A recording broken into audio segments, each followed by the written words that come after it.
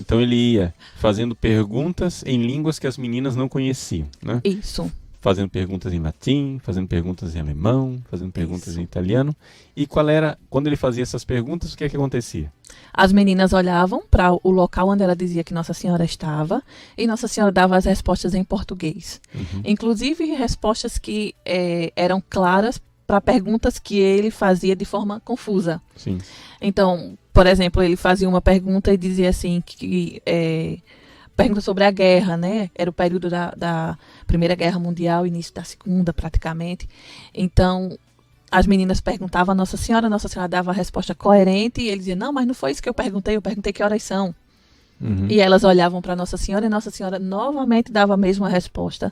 E as meninas diziam, padre, ela está repetindo a mesma coisa, ela está dizendo isso. Uhum. E aí ele foi se certificando, né? Mas o maior medo, a gente percebe pelos escritos dele, era que fosse uma manifestação demoníaca. Tanto é que nas perguntas tem várias fórmulas, isso aí foram outros sacerdotes que me falaram, várias fórmulas de exorcismo. Sim. Uhum. E ela sorria, ela abençoava ele quando ela percebia essas fórmulas. Sim. Como em Lourdes, né? Nossa Senhora, quando ela apareceu em Lourdes, Bernadette também foi instruída que podia ser um demônio e deram água benta para ela e ela jogou água benta na aparição e Nossa Senhora sorria, né? Assim, eu fico emocionado porque é Nossa Senhora, né? E Nossa Senhora é nossa mãe. E ela aparece e aparece bem perto de nós, aqui no Brasil, né?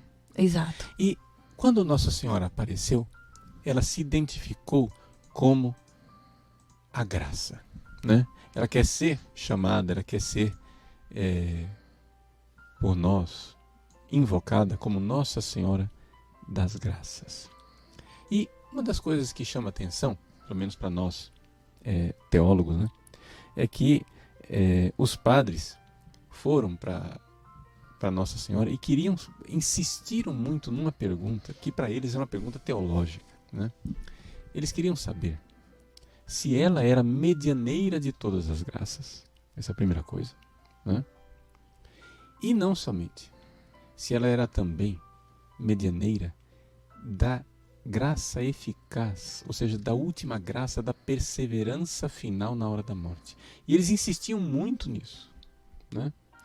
Porque tinha uma discussão lá teológica entre eles, né? E é interessante que Nossa Senhora, muito mais teóloga do que eles, né? Na hora que eles iam fazendo a pergunta, ela se negava a responder, porque a pergunta estava mal formulada. E eles insistiam na pergunta a segunda vez e ela nada, não respondia. Até que o padre, né, Padre Kerley, especialmente, quis invocar Nossa Senhora, né, e fazer a pergunta de forma mais reverente, de forma mais doce, como mãe querida, etc, etc. E colocando também circunstâncias. Por quê? Porque Nossa Senhora não quer que essa aparição dela seja tratada como uma superstição, como um negócio assim, Nossa Senhora, ela garante a salvação na hora da morte, ponto e acabou. Então você pode viver uma vida depravada, uma vida de pecado, uma vida que for, que Nossa Senhora na hora da morte ela vai te dar a graça da perseverança.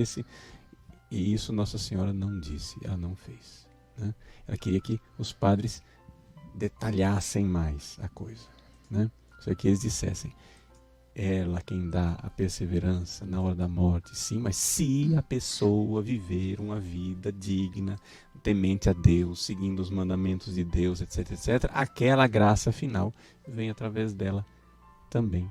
Então isso é uma das coisas que me chamou muito a atenção, né? Pode ser que para o comum dos fiéis, né, não chame atenção, mas imagine só, duas meninas ignorantes, duas matutas, né?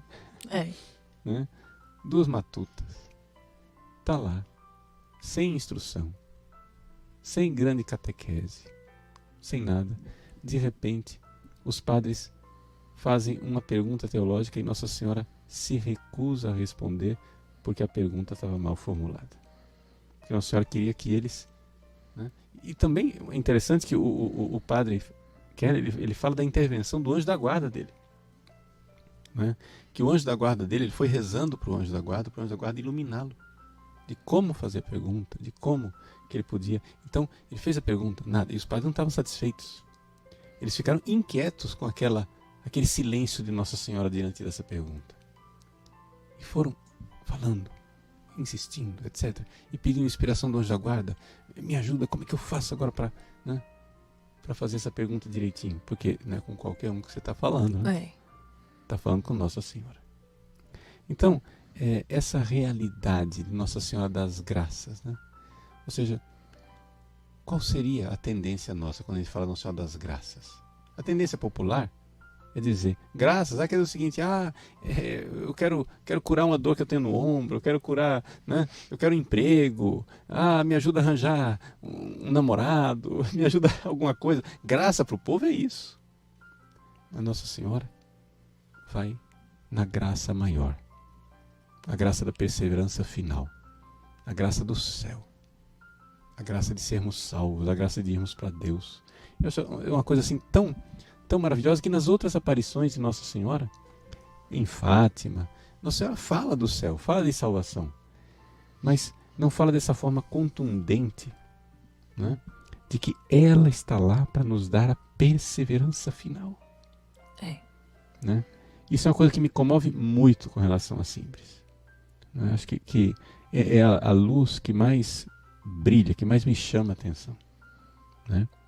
Então, dessa mensagem de Nossa Senhora, dizendo para o povo brasileiro, eu sou a graça.